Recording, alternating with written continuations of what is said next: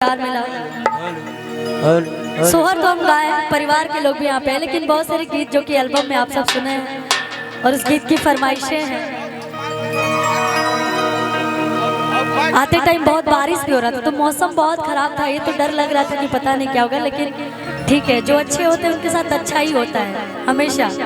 तो विजेंद्र भी अच्छे हैं, तो शायद उनके साथ अच्छा हो रहा है। इतने सारे लोग भी हैं और कार्यक्रम भी अच्छे से हो रहा है, बहुत अच्छा लग रहा है देख के।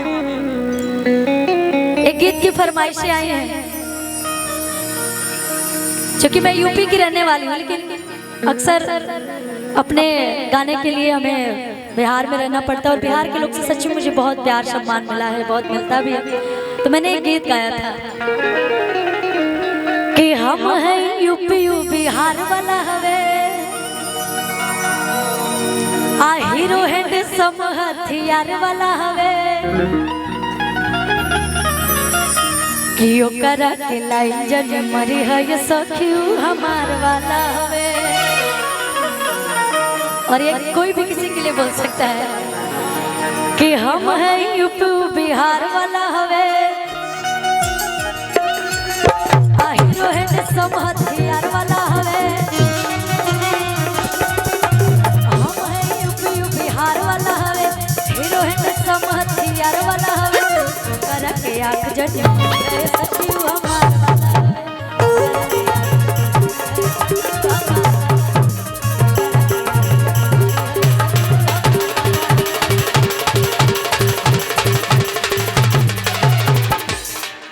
म्यूजिशियन टीम इतनी अच्छी है, थोड़ा सा और वोकल बढ़ा देते तो मजा ही आ जाता है। जब मैं गा रही हूँ तो समझ में नहीं आ रहा, बहुत अच्छा लगा कि हम हैं यूपी बिहार वाला हवे, हीरो है सम हथियार वाला हवे, यो करा के आंख जनी है सखी।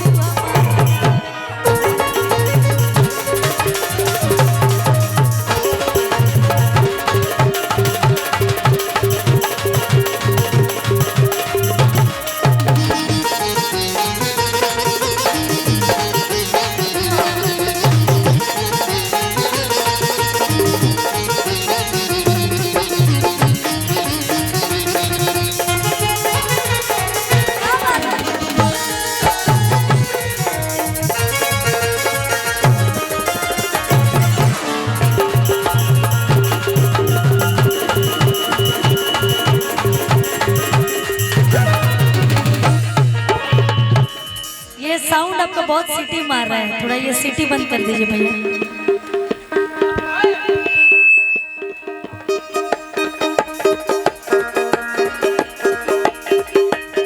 थोड़ा सा।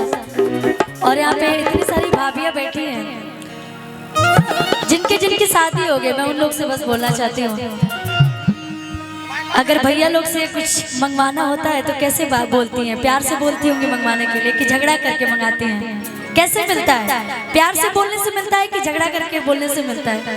प्यार से ही मिलता है ना। हाँ, अक्सर प्यार से ही मिलता है, क्योंकि कोई किसी से कम नहीं है, ना ही कोई किसी का सहने वाला है, इसीलिए प्यार से बोलेगा तभी मिलेगा। एक गीत में गाई थी कि जब पहिरी त देह झलके, आप पिया साड़ी गुला दलाल के, आज बाजार से ले आई बाबला, तबे से जी अप प्यार छलके, कि जे बाजार से ले आई बाबला, तबे से जी अप प्यार छलके, अब मुस्का के हलके हलके।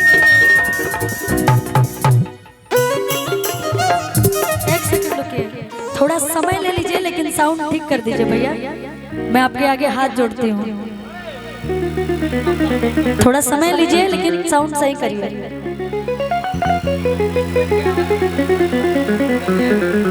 बार बीच बीच में डिस्टर्बेंस हो रहा है कि जे बाजार से ले आई बाबला, तबे से जी अप प्यार छलके, हम मुस्का के हलके हलके,